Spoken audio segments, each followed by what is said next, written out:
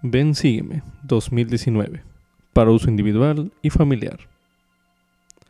Capítulo 16. Mateo 18, Lucas 10. Lección asignada del 22 al 28 de abril de 2019. Se titula ¿Qué debo hacer para heredar la vida eterna? A medida que lea y medite con espíritu de oración Mateo 18 y Lucas 10, preste atención a las silenciosas impresiones del Espíritu Santo. Él le dirá cómo se aplican estas enseñanzas y relatos a usted. Anote las impresiones que reciba. Cuando uno pregunta algo al Señor, puede recibir una respuesta que no espera. ¿Quién es mi prójimo? Todo aquel que necesite su ayuda y amor. ¿Quién es el mayor en el reino de los cielos? Un niño. ¿Es suficiente si perdono a quien me ofende hasta 7 veces? No, debes perdonar hasta 70 veces 7. Esto es lo que leemos en Lucas 10 del 29 al 37, en Mateo 18:4, los versículos también del 21 al 22. Ahora leeremos Lucas 10 del 29 al 37. Pero él, queriendo justificarse a sí mismo, dijo a Jesús: ¿Y quién es mi prójimo? Y respondiendo Jesús dijo: Un hombre descendía de Jerusalén a Jericó, y cayó en manos de ladrones, los cuales le despojaron e hiriéndole, se fueron dejándole medio muerto. Y aconteció que descendió un sacerdote por aquel camino, y al verle pasó de largo. Y asimismo un levita, llegando cerca de aquel lugar, al verle pasó de largo. Mas un samaritano que iba de camino llegó cerca de él, y al verle fue movido a misericordia. Y acercándose vendó sus heridas, echándoles aceite y vino, y poniéndole sobre su propia cabalgadura, le llevó al mesón y cuidó de él. Y otro día, al partir, sacó 2 denarios, y los dio al mesonero, y le dijo: Cuídamelo, y todo lo que gastes de más, yo te lo pagaré cuando vuelva. ¿Quién pues de estos 3 te parece que fue el prójimo de aquel que cayó en manos de los ladrones? Y él dijo: El que tuvo misericordia de él. Entonces Jesús le dijo: Ve y haz tú lo mismo. Ahora leeremos Mateo 18, los versículos 4 y del 21 al 22. Así que cualquiera que se humille como este niño, ese es el mayor en el reino de los cielos. Entonces Pedro, acercándose a él, dijo: Señor, ¿cuántas veces perdonaré a mi hermano que peque contra mí? ¿Hasta 7? Y Jesús le dijo: No te digo hasta 7, sino aún hasta 70 veces 7. Si procura usted conocer la voluntad del Señor, no para justificarse a sí mismo, como leímos en Lucas 10:29, sino deseando realmente aprender de Él, el Señor le enseñará a vivir de un modo tal que le conduzca a la vida eterna con Él. Como subtítulo: Yo debo perdonar a los demás si he de recibir el perdón del Señor. Esto es correspondiente a Mateo 18, los versículos del 21 al 35, que dicen lo siguiente. Entonces Pedro, acercándose a él, dijo: Señor, ¿cuántas veces perdonaré a mi hermano que peque contra mí? ¿Hasta 7? Jesús le dijo: No te digo hasta 7, sino aún hasta 70 veces 7. Por lo cual el reino de los cielos es semejante a un rey que quiso hacer cuentas con sus siervos. Y cuando comenzó a hacer cuentas, le fue presentado uno que le debía 10,000 talentos. Mas como éste no podía pagar, mandó su señor venderlo a él y a su mujer e hijos con todo lo que tenía para que le pagase. Entonces aquel siervo postrado le suplicaba diciendo: Señor, ten paciencia conmigo y yo te lo pagaré todo. El Señor, movido a misericordia por aquel siervo, le soltó y le perdonó la deuda. Pero saliendo aquel siervo halló a uno de sus consiervos que le debía 100 denarios, y tomándole del cuello, le ahogaba diciendo: Págame lo que me debes. Entonces su consiervo, postrándose a sus pies, le rogaba diciendo: Ten paciencia conmigo y yo te lo pagaré todo. Mas él no quiso, sino que fue y lo echó en la cárcel hasta que pagase la deuda. Y viendo sus consiervos lo que pasaba, se entristecieron mucho, y fueron y declararon a su señor todo lo que había pasado. Entonces, llamándole su señor, le dijo: Siervo malvado, toda aquella deuda te perdoné porque me rogaste. ¿No debías tú también haber tenido misericordia de tu consiervo, así como yo tuve misericordia de ti? Entonces su señor enojado le entregó a los verdugos, hasta que pagase todo lo que le debía. así también hará con vosotros mi Padre Celestial, si no perdona de corazón cada uno a su hermano sus ofensas. El ofrecimiento de Pedro de perdonar a alguien hasta 7 veces puede parecer muy generoso, mas Jesús enseñó una ley mayor. Su respuesta, no te digo hasta 7, sino aún hasta 70 veces 7, no está enseñando sobre cantidades, sino que enseña acerca de la actitud cristiana del perdón. Al leer la parábola del siervo sin misericordia, medite en las veces en que ha sentido la misericordia y la compasión de Dios usted. Medite la siguiente pregunta. ¿Hay alguien que necesite sentir misericordia y compasión de parte suya? Medite un momento.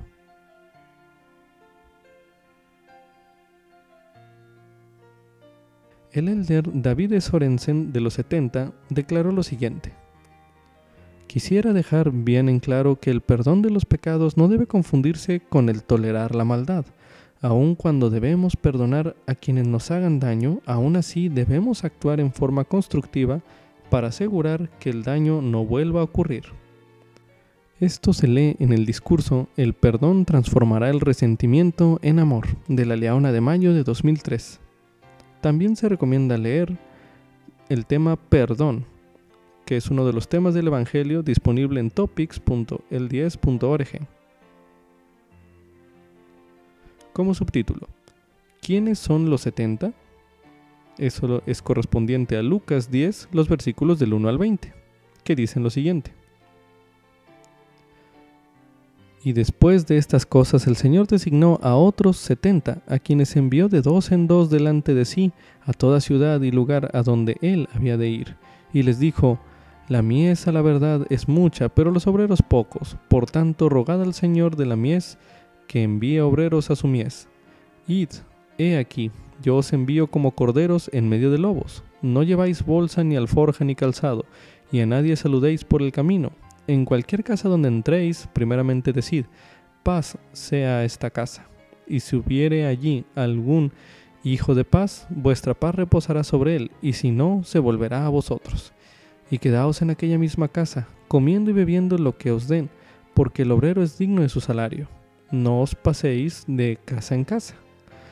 Y en cualquier ciudad donde entréis y os reciban, comed lo que os pongan delante. Y sanad a los enfermos que en ella haya, y decidles, se ha acercado a vosotros el reino de Dios. Pero en cualquier ciudad donde entréis y no os reciban, salid por sus calles y decid, aún el polvo de vuestra ciudad que se ha pegado a nuestros pies lo sacudimos contra vosotros. Pero sabed esto, que el reino de los cielos se ha acercado a vosotros. Y os digo que en aquel día será más tolerable para los de Sodoma que para aquella ciudad. Ay de ti, Corazín, ay de ti, Betsaida, porque si en Tiro y en Sidón se hubieran hecho las maravillas que se han hecho en vosotras, ya hace tiempo que, sentados en cilicio y ceniza, se habrían arrepentido. Por tanto, en el juicio será más tolerable para Tiro y Sidón que para vosotras. Y tú, Capernaum, que hasta los cielos eres levantada, hasta el Hades serás abatida. El que a vosotros oye, a mí me oye, y el que a vosotros desecha, a mí me desecha, y el que me desecha a mí, desecha al que me envió. Y volvieron los 70 con gozo, diciendo, Señor, aún los demonios se nos sujetan en tu nombre. Y le dijo, yo veía a Satanás caer del cielo como un rayo. He aquí, os doy potestad para hollar serpientes y escorpiones, y vencer toda fuerza del enemigo, y nada os dañará. No obstante, no os regocijéis de esto, de que los espíritus se os sujeten, sino regocijaos de que vuestros nombres están escritos en los cielos. Siguiendo un modelo establecido en tiempos del Antiguo Testamento, Jesucristo designó a otros 70. Eso lo leemos en Éxodo, el capítulo 24, el versículo 1, que dice lo siguiente. Y dijo a Moisés, sube ante Jehová, tú y Aarón, Nadab y Abiú, y 70 de los ancianos de Israel, y os inclinaréis desde lejos. También lo podemos ver en Números 11, el versículo 16, que dice así. Entonces Jehová dijo a Moisés, reúneme a 70 hombres de entre los ancianos de Israel, que tú sabes que son ancianos del pueblo y sus principales, y tráelos a la entrada del tabernáculo de reunión, y que esperen allí contigo. Jesucristo designó a otros 70, además de sus 12 apóstoles, para que dieran testimonio de él, predicaran su evangelio y ayudaran en su obra. Este modelo o patrón continúa en la Iglesia restaurada. Se llama a 70 a que ayuden a los 12 en su misión como testigos especiales de Jesucristo en todo el mundo. Los 70 se organizan en quórumes. Los miembros de los primeros 2 quórumes son apartados como 70 autoridades generales, en tanto que los miembros de los otros quórums son apartados como 70 de área. Eso lo leemos en Doctrina y Convenios, la sección 107, los versículos del 25 al 26, así como también del 33, 34 y 97, que dice lo siguiente: Los 70 también son llamados para predicar el evangelio y ser testigos especiales a los gentiles y en todo el mundo, y así se distinguen de otros oficiales de la Iglesia en los deberes de su llamamiento, y constituyen un quórum igual en autoridad que el de los 12 testigos especiales o apóstoles antes nombrados. Los 12 son un sumo consejo presidente viajante, para oficiar en el nombre del Señor bajo la dirección de la presidencia de la Iglesia, de acuerdo con la institución del cielo, para edificar la Iglesia y regular todos los asuntos de ella en todas las naciones, primero a los gentiles y luego a los judíos. Los 70 obrarán en el nombre del Señor bajo la dirección de los 12, o sea, el sumo consejo viajante, edificando la Iglesia y regulando todos los asuntos de ella en todas las naciones, primero a los gentiles y luego a los judíos. Y estos 70 han de ser ministros viajantes a los gentiles primeramente y también a los judíos. Como subtítulo: para obtener la vida eterna debo amar a Dios y amar a mi prójimo como a mí mismo. Eso lo aprendemos en Lucas 10, los versículos del 25 al 37, que dicen lo siguiente: Y he aquí, un intérprete de la ley se levantó y dijo para tentarle: Maestro, ¿qué debo hacer para heredar la vida eterna? Y él le dijo: ¿qué está escrito en la ley como lees? Y él respondiendo dijo: Amarás al Señor tu Dios con todo tu corazón y con toda tu alma y con todas tus fuerzas y con toda tu mente, y a tu prójimo como a ti mismo. Y le dijo: Bien has respondido, haz esto y vivirás. Pero él, queriendo justificarse a sí mismo, dijo a Jesús: ¿Y quién es mi prójimo? A partir de ahí es un contenido que ya hemos leído, lo que es conocido como la parábola del buen samaritano, que son los versículos en adelante de Lucas 10, del 29 al 37. Es útil que recordemos que la parábola del buen samaritano fue la manera como Jesús respondió la pregunta: ¿y quién es mi prójimo? A medida que lea la parábola, tenga en mente esa pregunta en usted mismo. ¿Qué respuesta se encuentra? ¿Quiénes son sus prójimos? En los tiempos de Jesús, la enemistad entre judíos y samaritanos ya se remontaba a varios cientos de años. Los samaritanos eran descendientes de judíos que vivían en Samaria y se habían casado con gentiles. Los judíos pensaban que los samaritanos se habían corrompido al relacionarse con los gentiles y habían apostatado. Los judíos preferían desviarse muchos kilómetros de su camino para evitar pasar por Samaria. Eso lo vemos en Lucas 9, el versículo del 52 al 54. Y envió mensajeros delante de sí, los cuales fueron y entraron en una aldea de los samaritanos para hacerle preparativos, pero no le recibieron, porque vieron en su semblante que se dirigía a Jerusalén. Y al ver esto, sus discípulos Jacobo y Juan le dijeron: Señor, ¿quieres que mandemos que descienda fuego del cielo como hizo Elías y los consuma?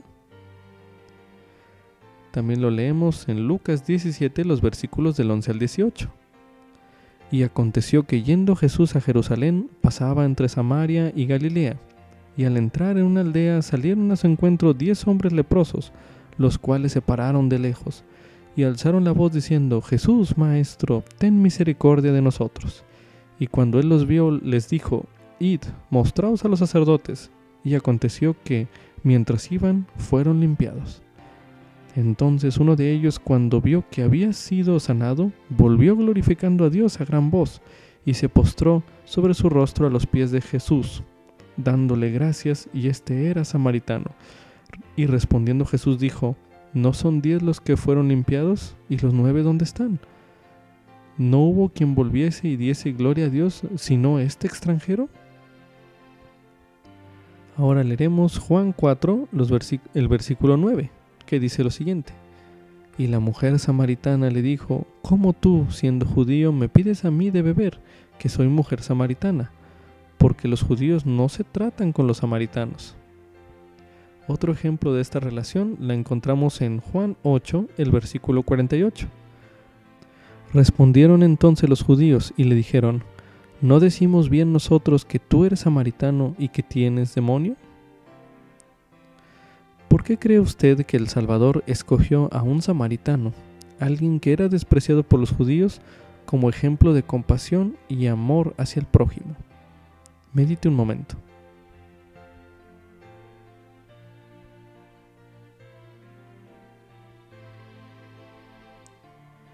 ¿Qué le inspira a hacer esta parábola del buen samaritano? Para poder demostrar más misericordia hacia los demás.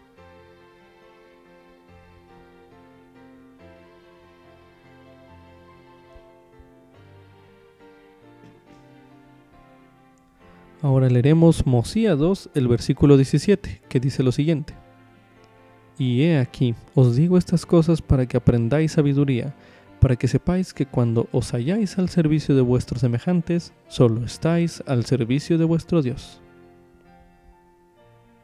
También se recomienda ver el video Parábola del Buen Samaritano, disponible en lds.org.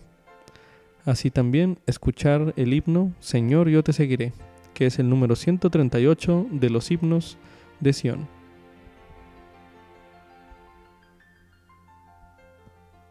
Como subtítulo: Nosotros escogemos la buena parte, al tomar decisiones que conducen a la vida eterna.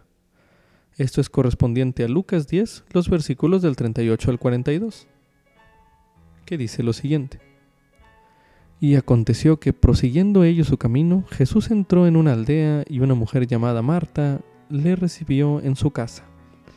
Y ésta tenía una hermana que se llamaba María, la que sentándose a los pies de Jesús oía su palabra. Pero Marta se preocupaba con muchos quehaceres, y acercándose dijo: Señor, ¿no te da cuidado que mi hermana me deje servir sola? Dile pues que me ayude. Pero respondiendo Jesús le dijo: Marta, Marta, afanada y turbada estás con muchas cosas, pero solo una cosa es necesaria, y María ha escogido la buena parte, la cual no le será quitada.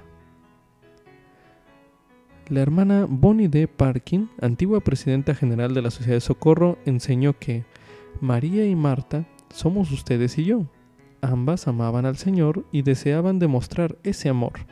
Me parece que en esa ocasión María expresó su amor al escuchar su palabra, mientras que Marta expresó el suyo al prestarle servicio. Jesús no rechazó la preocupación de Marta, sino que volvió a encauzar la intención de ella al decir: escoge la buena parte. ¿Y qué es eso?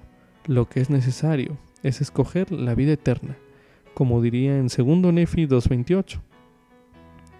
Y ahora bien, hijos míos, quisiera que confiaseis en el gran mediador, y que escuchaseis sus grandes mandamientos, y sed fieles a sus palabras, y escoged la vida eterna, según la voluntad de su Santo Espíritu. Esto es lo que escogemos a diario. Lo que es necesario es escoger la vida eterna. Eso lo leemos en el discurso Escojamos la caridad, la buena parte, disponible en La Leona de noviembre de 2003. Ahora meditemos. ¿Cómo resumiría en sus propias palabras el consejo del Señor a Marta? Medite un momento.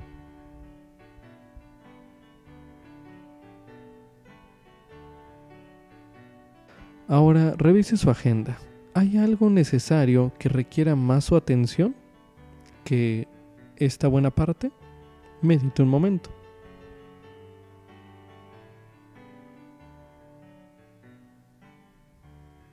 Con esto concluye Ven Sígueme 2019, para uso individual y familiar.